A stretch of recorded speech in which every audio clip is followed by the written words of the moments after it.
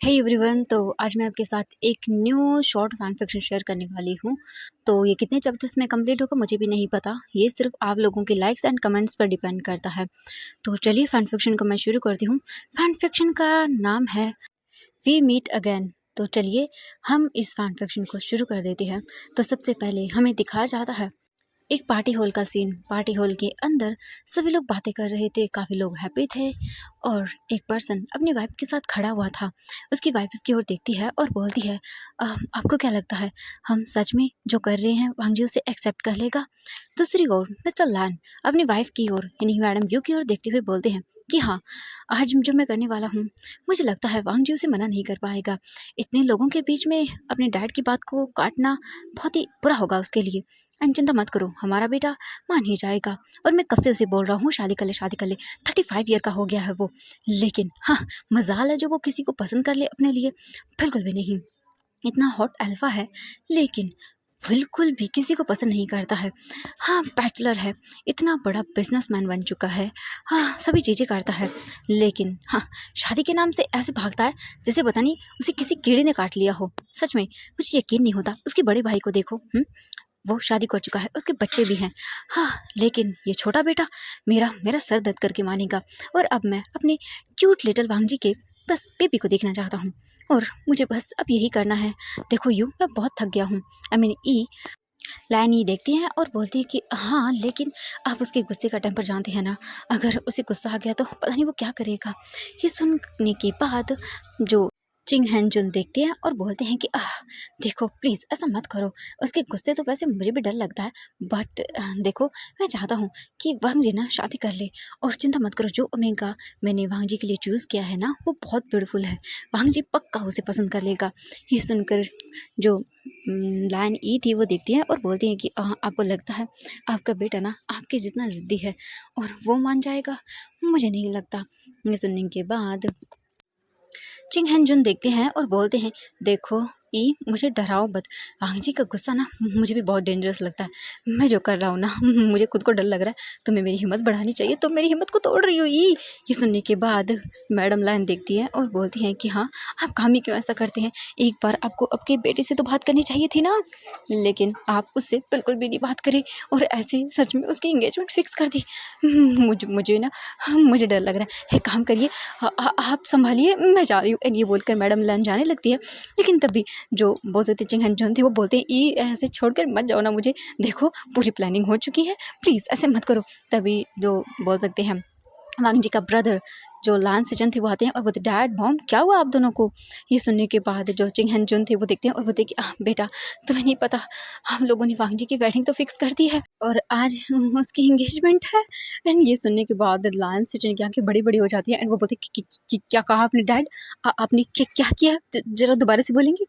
चिंग हैन जुन देखते हैं और बोलते कि वांग जी की मैंने आज इंगेजमेंट फिक्स कर दी है और शादी भी। ये सुनने के बाद जो लान सिचन थे वो देखते हैं और बोलते कि डैड आप एक काम करिए, मैं ना अर्जेंटली मुझे पता चला अभी मेरी मीटिंग है, तो ना मैं जा रहा हूँ। ये नहीं बोलकर वो जाने लगता है। तभी जो किंग हैंचुन थे वो पकड़ते हैं और बोलते हैं, नहीं नहीं तुम ऐसा नहीं जा सकती। देखो देखो ऐसा मत करो, तुम दोनों मुझे अकेले छोड़कर मत जाओ, मुझे वांग जी के गुस्से से डर लगता है। लान सिचन देखते हैं और बोलते कि ओह, आपको डैड डर लगता है तो आपको क्या लगता है मुझे डर नहीं लगता?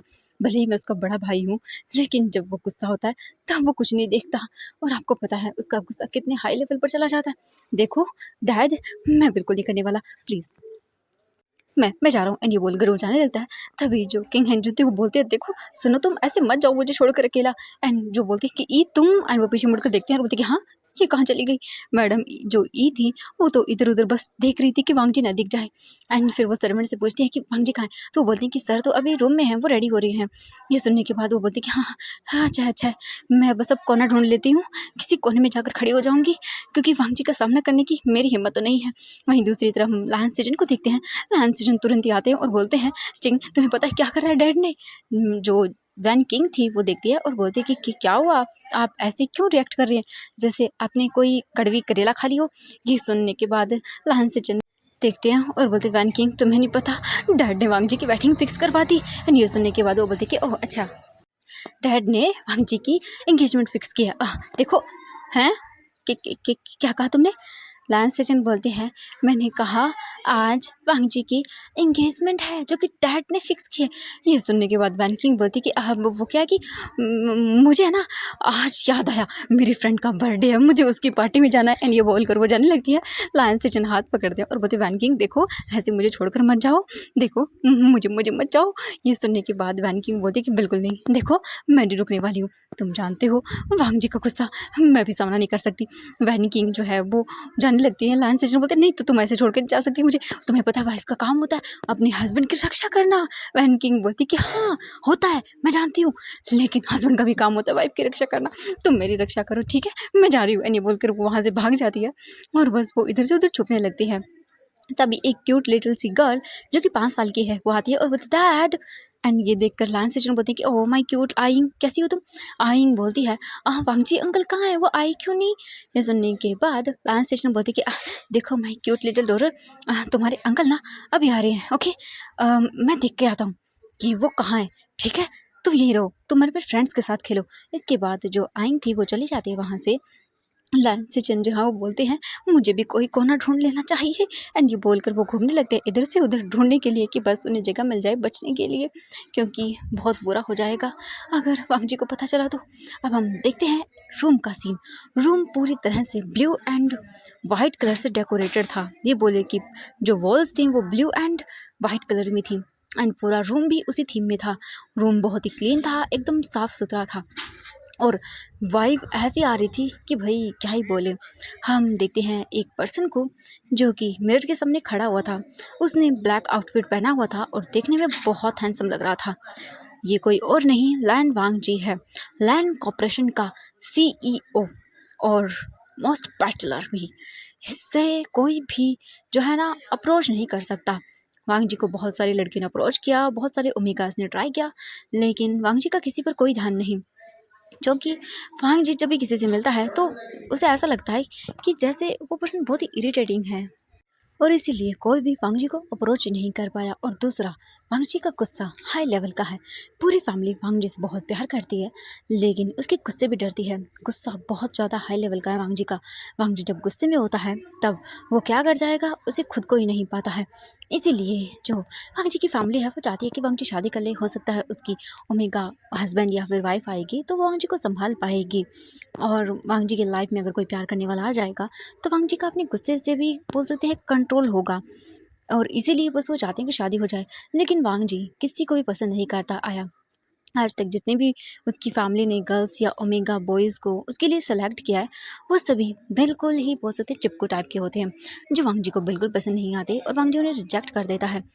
वांग जी 1 से 2-3 बार गया भी है उनसे मिलने के लिए, लेकिन वांग जी उनकी शक्ल देखकर ही मना कर देता है, क्योंकि आधे से ज़्यादा लोगों ने तो अपने चेहरे पर मेकअप किया होता है इतना ज़्यादा, और ऐसे आते हैं जैसे कि पता नहीं क्या ही कर लेंगे।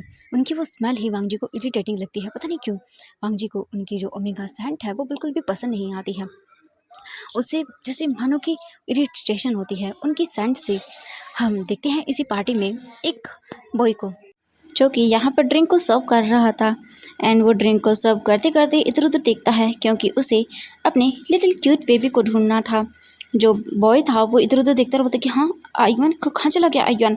तभी उसकी नज़रें ऊपर की ओर जाती है।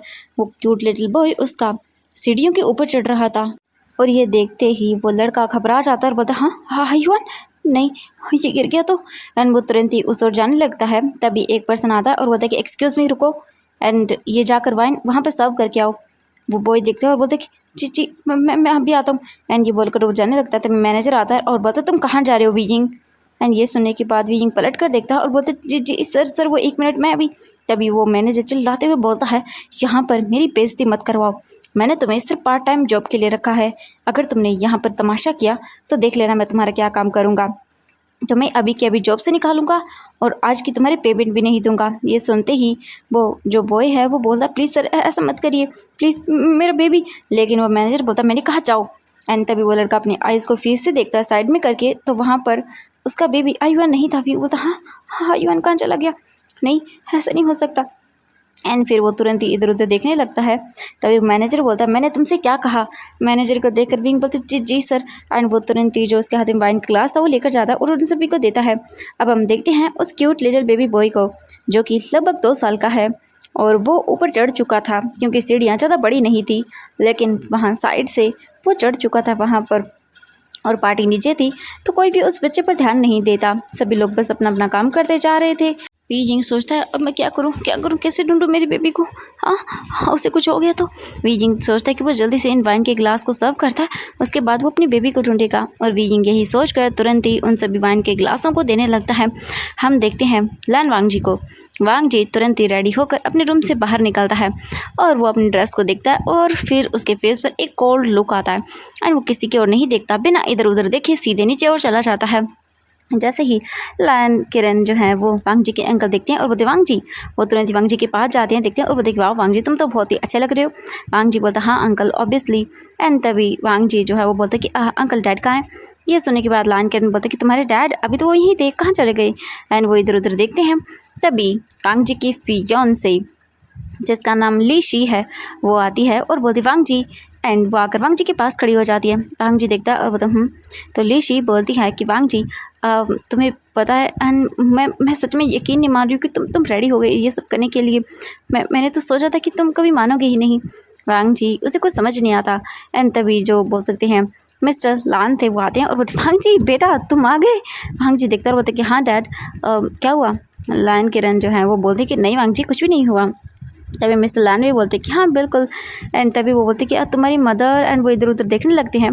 तभी उनकी नज़र जाती है लान ई पर जो कि एक पिलर के पीछे खड़ी हुई थी एंड वो बस अपने आप को छुपा रही थी क्योंकि उन्होंने देख लिया था कि वांग जी आ चुका है। और इसके बाद जो बोल सकते हैं मिस्टर लान थे वो बोलते कि अभी आता हूँ मैं तुम्हारी मोम को लेकर। एंड वो तुरंत ही जाता और बोलता तुम क्या कर रही हो ये यहाँ पर। लान ही देखती है और बोलती कि नहीं मैं नहीं जाने वाली। मिस्टर लान बोलते चलो एंड वो उसका हाथ पकड़कर उसे ले जाने लगते हैं। लान ही अपना हाथ छुड़वाती है लेकिन मिस्टर लान उसे लेकर आते हैं और बोलते कि वांग जी आज तुम्हारे लिए एक बहुत बड़ा सरप्राइज़ है। वांग जी देखते रहो बोलते कि क्या डैड। एंड ये सुनने के बाद मिस्टर लान बोलते हैं कि बस अभी तुम्हें पता चल जाएगा। इसके बाद वहाँ पर जो मिस्टर लान थे वो देखते हैं और फिर स्माइल करते हैं। हम देखते हैं लान सेचन को जो कि वैन किंग थी उसके पीछे छुप रहे थे। एंड वैन किंग बोलते तुम क्या कर रहे हो, मेरे पीछे से बाहर निकलो, मुझे आने दो क्योंकि अभी मुझे पता है वांग जी जोर जोर से चिल्लाने वाला है और पता नहीं किसका क्या हाल होगा। ये सुनकर लान सेचन बोलते हैं कि तुम मेरी वाइफ हो, मुझे प्रोटेक्ट करो यार, मुझे नहीं पता, मैं वांग जी को गुस्सा बर्दाश्त नहीं कर सकता। या तो तुम मुझे अपने पीछे प्रोटेक्ट कर लो या फिर मैं सोच रहा हूँ कि एक काम करता हूँ चला जाता हूँ। हाँ मेरी वैसे भी इम्पोर्टेंट मीटिंग थी आज। वैन किंग बोलते चुप करो तुम, मुझे सबसे ज़्यादा इम्पोर्टेंट काम था आज तो। लैन सेजन और वैन किंग एक दूसरे को देखते हैं, फिर वो बोलते कि चलो जो होना है सो होता रहेगा, चलो देखते हैं। इसके बाद जो मिस्टर लान थे वो सबको देखते हैं और बोलते कि लेडीज़ एंड जेंटलमैन, तो आज मैंने ये पार्टी यहाँ पर ऑर्गेनाइज़ की है मेरे बेटे लैन वांग जी और लीशी की इंगेजमेंट के लिए। एंड ये सुनते ही वांग जी देखता है और देखकर पूरा शौक लीशी स्माइल करती है और तुरंत ही वांग जी का हाथ पकड़ लेती है और सभी लोग क्लैपिंग करने लगते हैं। वांग जी को देखता है लान सेजन और उसे पता चल जाता है कि वांग जी बस अब गुस्से में अपने आप को कंट्रोल नहीं कर पाएगा और बस उसका दिमाग पूरी तरह से ब्लास्ट कर जाएगा। वांग जी अपने डैड को देखता और फिर उनके पास जाता और बोलता डैड ये क्या बकवास है। लान सेजन जो है वो अपने ब्रदर को देखते हैं, वो कुछ भी नहीं बोल पा रहे थे। वहीं जो मिस्टर लान थे वो बोलते वांग जी मैंने तुम्हारी इंगेजमेंट फिक्स की है, इसमें क्या क्या बड़ी बात है। वांग जी देखता बोलता डैड आपने बिना मुझसे पूछे ये सब क्यों किया। लान किरण बोलते वांग जी मैंने वही किया जो तुम्हारे लिए सही था और मेरा डिसीजन तुम्हारे लिए सही है। वांग जी तुम आखिरकार कब तक ऐसे रहोगे। ये सुनने के बाद वांग जी दिखता और बोलता है गगा प्लीज़ आप तो कुछ कर देना इसमें। ये सुनकर लान सेजन बोलती कि वांग जी देखो मैंने किया था, मैंने डैड को बोला था कि वो ऐसा ना करें। ये सुनकर वांग जी देखता और बोलता है कि नहीं आपने बिल्कुल कुछ नहीं किया, अभी के अभी इस एंगेजमेंट को कैंसिल करिए क्योंकि मुझे किसी से कोई शादी नहीं करनी है, सुना आपने डैड। ये सुनकर मिस्टर लान बोलते वांग जी प्लीज़ देखो हम बहुत अच्छी लड़की है। वांग जी बोलता मुझे नहीं करनी है डैड शादी, आपको पता है ना। ये बोलकर वो देखता है लान किरण जो है वो देखते हैं और बोलते वांग जी तुम्हारे एक बार डैड की बात तो सुन लो। वांग जी देखते बोलते अंकल आप भी शुरू हो गए। ये सुनने के बाद जो लान किरण थे वो चुप कर जाते हैं क्योंकि उन्हें पता है वांग जी किसी की बात नहीं मानेगा। ये सब देखने के बाद मिस्टर लान बोलते वांग जी मैंने सब कुछ फिक्स कर दिया है और अब मैं उनसे बोलूँगा कि तुम इंगेजमेंट नहीं करना चाहते हो तो फिर वांग जी बोलता है डैड आपको पता था ना पहले से और मैं कोई इंगेजमेंट नहीं करने वाला हूँ। और मैं यहाँ से तभी जो मैडम यू थी वो दिखती है, आई मीन जो मैडम ई थी वो दिखती है और बोलती है वांग जी बेटा तुम्हारे डैड की एक बार। तभी वांग जी देखता अपनी मॉम को एंड मैडम जो लान थी वो चुप कर जाती है और कुछ भी नहीं बोलती। थोड़ी देर के बाद हम देखते हैं उसी क्यूट लिटिल बेबी बॉय को, जो कि बहुत ही क्यूटली तरीके से घूम रहा था इधर से उधर। वो सेकंड फ्लोर पर जा चुका था सीढ़ियों से, और सीढ़ियाँ बोल सकते हैं कि ऐसी थी कि नॉर्मली चढ़ सकता है, और वो भी थोड़ा बड़ा था, यानी कि 2 साल का बच्चा होता तो ओबियसली नॉर्मली वो चढ़ जाता है। जो आयुआन था क्यूट लिटिल सा, वो धीरे धीरे करके जो बोल सकते हैं सीढ़ियाँ थी वहाँ पर चला जाता है, और वो देखता है और बोलता हाँ मम्मा, एंड ये बोलकर वो इधर उधर देखता है। तभी उसे वेटिंग नजर आता है, एंड वो बोलता है मम्मा, एंड वो तुरंत ही जो आगे बढ़ता है, और आगे बढ़ने की वजह से उसके जो पैर थे जो छोटे छोटे थे वो सीढ़ियों पे रखे जाते हैं, एंड आगे जैसे ही वो अपना हाथ बढ़ाता है एंड वो धड़ाम से नीचे गिरने लगता है। आयुआन जोर से चिल्लाता है और वो सीढ़ियों से लुढ़कता हुआ नीचे की ओर गिर जाता है। एंड जो वीजिंग था वो देखता और बोलता आयुआन, एंड वो जोर से चिल्लाता है, और भी उसके हाथ में जो वाइन के ग्लास थे वो वहीं नीचे गिर जाते हैं, और वीजिंग भागता है। हम वांग जी को देखते हैं, वांग जी चुपचाप वहीं पर खड़ा हुआ था। वो बोलता हाँ ये क्या हुआ, एंड वो तुरंत ही जाता है और दिखता वीजिंग तुरंत ही अपनी बेबी को उठाता है और बोलता हायुआन, हायुआन तुम्हें क्या हुआ। हाँ, एंड आयुआन जो है अपनी आइज क्लोज किए हुए था और बस ऐसे ही बेहोश था। वीजिंग डर जाता है और जोर जोर से रोने लगता है। हम वांग जी को देखते हैं, वांग जी तुरंत ही आता है और बोलता क्या हुआ, एंड वो देखता है तो वहाँ पर वी यिंग था। वांग जी जैसे वी यिंग को देखता है तो वो देखता ही रह जाता है, क्योंकि वी यिंग बहुत ज़्यादा खूबसूरत था, एंड वांग जी की आंखें उससे नहीं हट पा रही थी। कितना ब्यूटीफुल था वी यिंग। लेकिन तभी वांग जी देखता है वी यिंग जोर जोर से रो रहा था। वांग जी बोलता कि क्या हुआ तुम्हें। वी यिंग बोलता है वो मेरा बेबी गिर गया। वांग जी देखता है और वो उस बच्चे को देखता है, एंड पता नहीं क्यों उसके हार्ट बीट फास्ट हो जाती है। वांग जी तुरंत ही बोलता है चलो हॉस्पिटल चलते हैं, एंड ये बोलकर वो तुरंत ही उसे गोद में लेता है, यानी वीजिंग की गोद से, और वहाँ से तुरंत ही वह जाने लगता है। वीजिंग भी वांग जी के पीछे आता है। वीजिंग बहुत ही अजीब फील कर रहा था। तभी हम देखते हैं यहाँ पर मैडम यू को भी। मैडम यू बोलती हैं व्हाट, ये मनुष्य यहाँ पर क्या कर रहा है। हाँ अच्छा हुआ उस जियांग फेंग मैंने इसे नहीं देखा, वरना पता नहीं क्या हो जाता। एंड ये बोलकर वो वहाँ से चली जाती है। हम वांग जी को देखते हैं, वांग जी तुरंत ही वीजिंग की बेबी को लेकर हॉस्पिटल पहुँचता है। हॉस्पिटल पहुँचकर वो तुरंत ही डॉक्टर को बुलाता है, और उसके बाद वीजिंग की बेबी का जो है वहाँ पर इलाज किया जाता है। लगभग 2 घंटे के बाद डॉक्टर बाहर आते हैं और वो बोलते हैं कि वो ठीक है, अभी बस उनकी हालत थोड़ी सी ख़राब है, आपको प्लीज़ उनका ख्याल अच्छे से रखना होगा, एंड ये मेडिसिन प्लीज़ ले आइए उनके लिए। एंड ये बोलकर वो वीजिंग को देते हैं, एंड वीजिंग जैसे ही बिल देखता है वो बोलते कि क्या इतना। वांग जी देखता है और बोलते कि क्या हुआ डॉक्टर, एंड वो डॉक्टर बोलते हैं कि जी अब तो वो ठीक है, क्योंकि वांग जी वीजिंग के लिए पानी लाने के लिए गया था। वीजिंग कब से रोई जा रहा था इसीलिए। जैसे वो डॉक्टर बोलते हैं कि वो ठीक है, वांग जी एक जन की सांस लेता है, और फिर वीजिंग को देखता है। वीजिंग उस स्लिप को देख रहा था, वहाँ पर जो मेडिसिन थी उनकी रेट, एंड वीजिंग ये देखकर घबरा जाता है।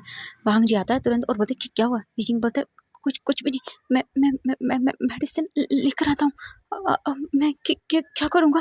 वांग जी देखता है और बोलते कि क्या हुआ तुम्हें, तुम मुझे बताओगे। वीजिंग बोलता है वो मेरे पास इतने पैसे नहीं है। एंड ये सुनने के बाद वांग जी देखता है और बोलते कि क्या, एक काम करो मुझे दो, एंड वो तुरंत ही वीजिंग के हाथों से ले लेता है।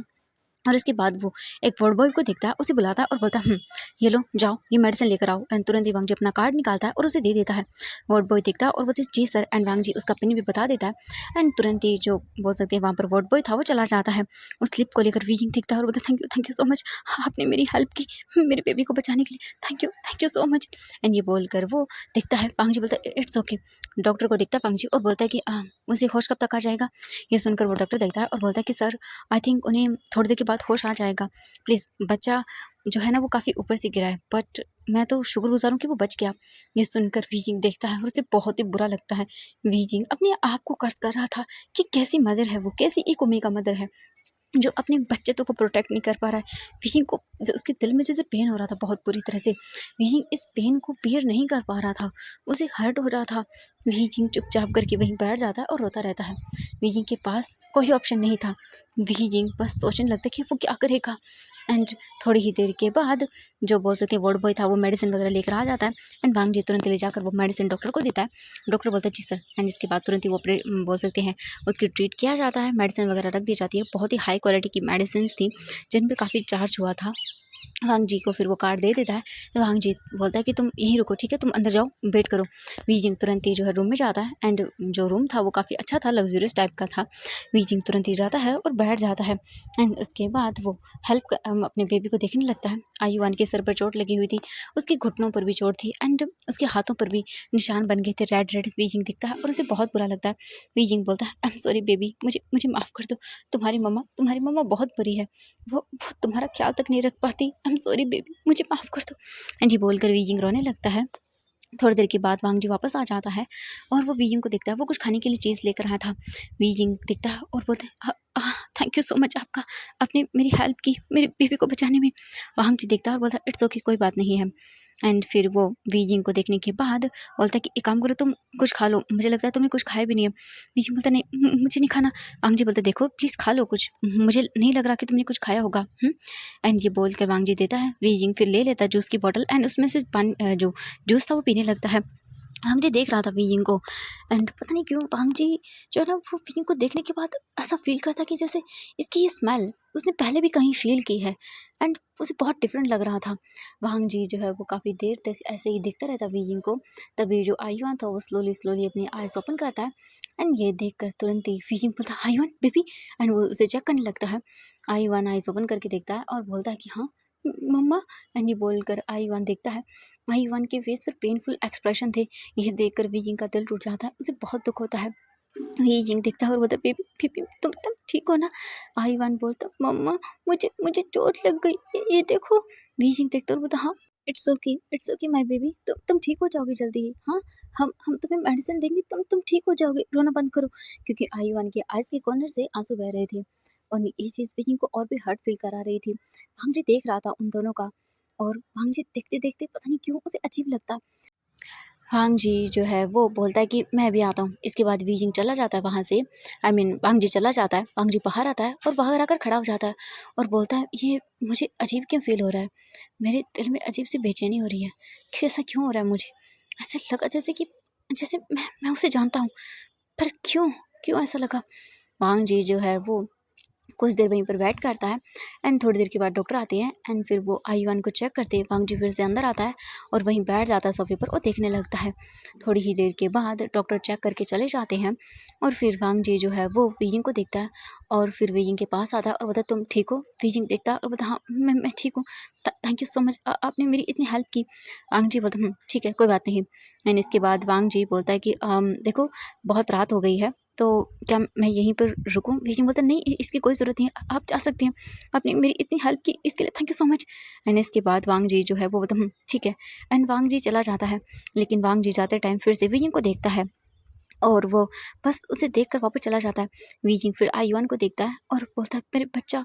एंड वो तुरंत ही उसकी फोरहेड पर किस करता है। तभी वीजिंग का फ़ोन रिंग करता है। वीजिंग फ़ोन पिक करता है और बोलता है, हेलो। दूसरी ओर से वीजिंग का फ्रेंड जो निहुसैंग था वो बोलता है, वी कहाँ हो तुम। वीजिंग बोलता है, आयुआन आयुआन सीढ़ियों से गिर गया, उसे चोट लगी है। ये सुनकर निहुसैंग बोलता है, क्या क्या वो ठीक तो है ना। वीजिंग बोलता है कि हाँ वो ठीक है निहुसैंग। इसके बाद निहुसैंग बोलता है, ठीक है, तुम कब तक आओगे।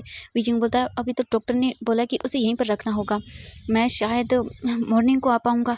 ये सुनकर जो निहुसैंग था वो बोलता, ठीक है कोई बात नहीं वी, तुम आराम से आ जाओ, ठीक है, मैं संभाल लूँगा।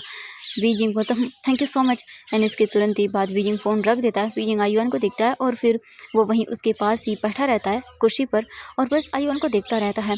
वीजिंग अपनी आइज़ क्लोज़ कर लेता है और उसकी आंखों से आंसू बह जाते हैं।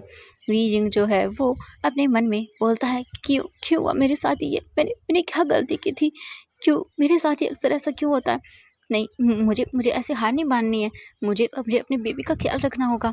हम वांग जी को देखते हैं। वांग जी तुरंत ही अपने घर आता है एंड घर आने के बाद वो तुरंत ही देखता है उसकी पूरी फैमिली जो है वहीं पर बैठी हुई थी। जो मिस्टर लैन थे वो बोलते, वांग जी कहाँ गए थे तुम। वांग जी बोलता, कुछ नहीं, बस वो किसी का बेबी केयर किया था तो मैं उसे लेकर हॉस्पिटल गया था। ये सुनकर जो मैं मिस्टर लैन थे वो देखते हैं और बोलते, ठीक है कोई बात नहीं वांग जी, वो ठीक तो है ना बच्चा। वांग जी बोलता, हाँ वो ठीक है डैड। मैंने इसके बाद जो मिस्टर लैन थे वो बोलते, वांग जी देखो मैंने बहुत अब प्रॉब्लम्स को फेस कर लिया है, बट अब तुम शादी करनी ही होगी तुम्हें। वांग जी बोलता, डैड मैं शादी नहीं करने वाला, आप जानते हैं ना मुझे। ये सुनने के बाद मिस्टर लैन बोलते हैं, मैंने शादी करने की तुम्हें बोल दिया है तो मतलब तुम करोगे एंड ये फाइनल डिसीजन है मेरा। ये बोलकर जो लैन केरन थे वो चले जाते हैं और जो मिस्टर लैन थे वो भी चले जाते हैं। वांग जी अपनी मॉम को देखता है और फिर अपने ब्रदर को देखता है। वो दोनों बोलते कि वांग जी, आई थिंक तुम्हें अब मान लेना चाहिए। ये सुनने के बाद वांग जी बोलता बिल्कुल भी नहीं, एंड वो चला जाता है। वांग जी के जाने के बाद हम देखते हैं मैडम लान को, जो वहीं पर थी, और वो बोलते कि क्या करें हम, ये शादी करने के लिए तैयार नहीं है और पता नहीं, मुझे वांग जी से कुछ बोलना पड़ेगा। एंड फिर वो जो है 2 घंटे के बाद वांग जी के रूम में जाते हैं। वांग जी बैठा हुआ था एंड वो वीजिंग के बारे में एंड उस बच्चे के बारे में सोच रहा था।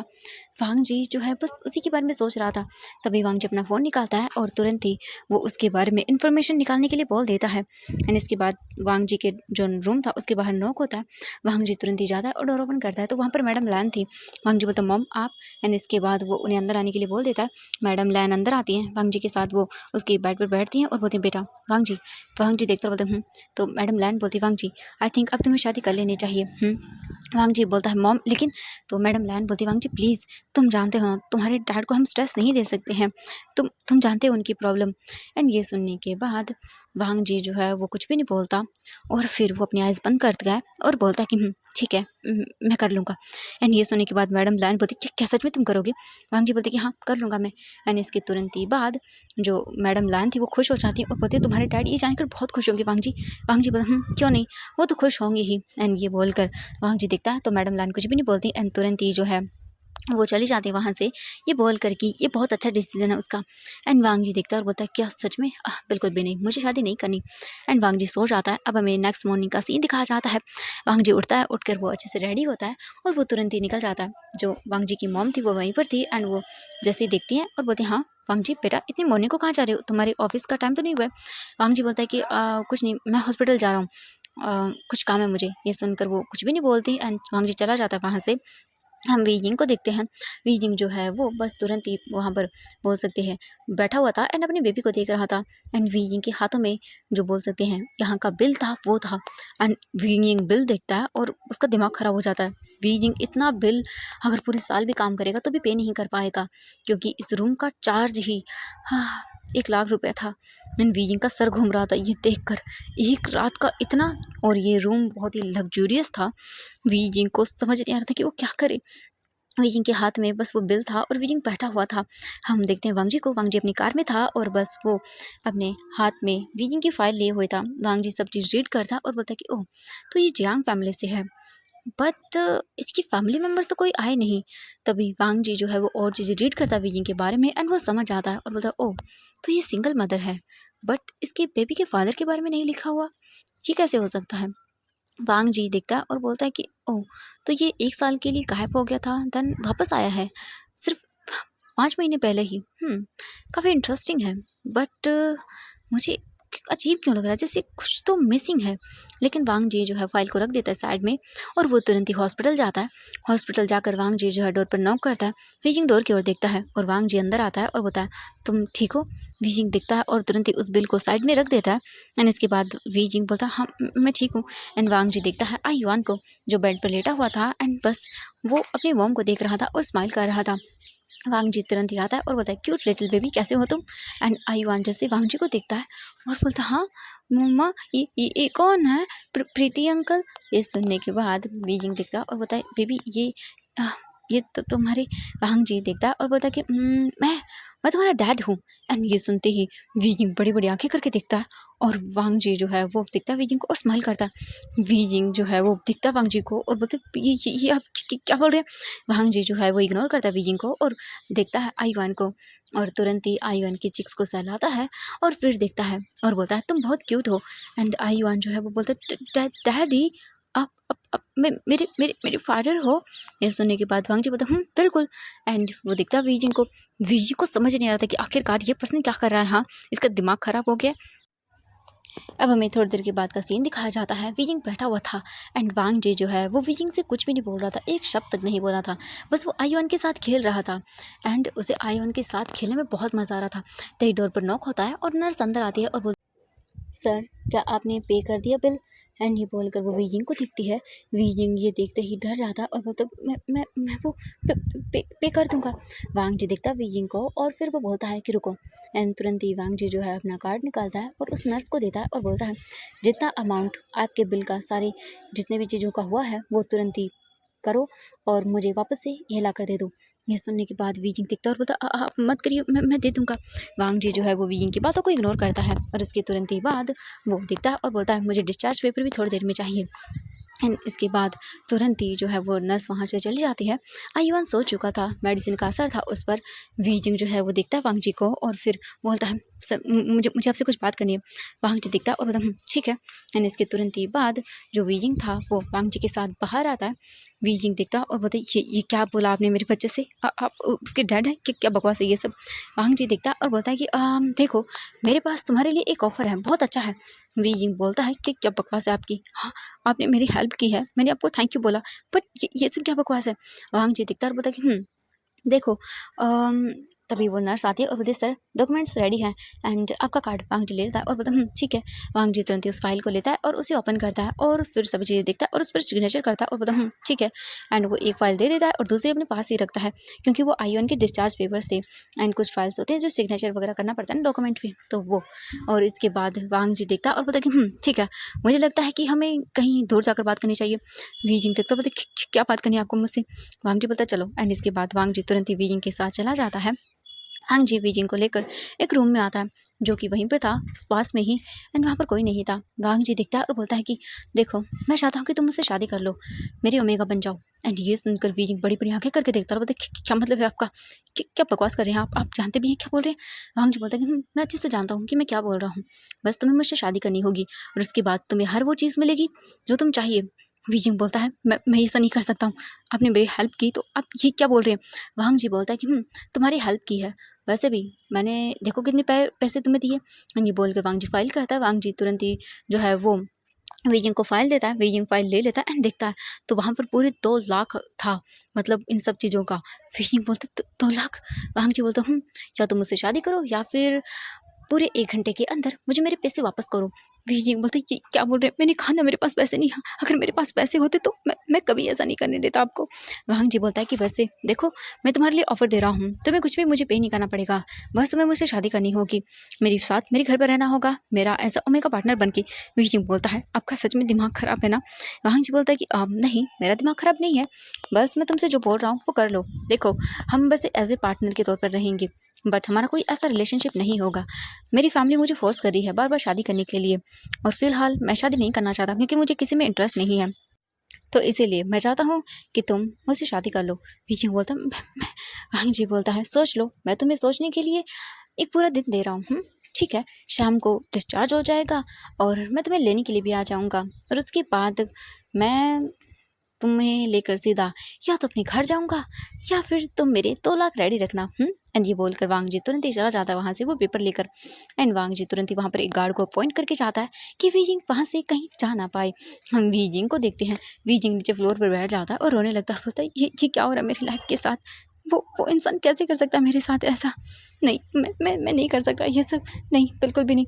वीजिंग बोलता है मैं मना कर दूंगा उसे, मैं नहीं कर सकता किसी के साथ शादी, नहीं मेरा मेरा एक बेटा है, नहीं मैं नहीं कर सकता। एंड वीजिंग तुरंत ही जो है उठ जाता है और वो अपने बोल सकते हैं बेबी के रूम में आता है एंड बेबी को देखता है। आयुआन सोया हुआ था एंड बस वो सो चुका था। वीजिंग वहीं पर बैठ जाता है और सोचने लगता है कि अब वो क्या करे। तो एवरीवन आज के लिए बस इतना ही, मिलते हैं नेक्स्ट पार्ट में। आई होप कि ये फैन फिक्शन पसंद आया तो प्लीज़ वीडियो को लाइक, चैनल को सब्सक्राइब कर देना। तो बाय बाय एवरीवन, मिलते हैं नेक्स्ट पार्ट में। और ये भी एक ज़्यादा लॉन्ग फैन फिक्शन नहीं है, छोटा ही होगा, जैसे कि आप लोगों ने कहा कि आपको लॉन्ग स्टोरी नहीं चाहिए तो मैं छोटे छोटे स्टोरीज ही शेयर करूँगी। Bye bye everyone.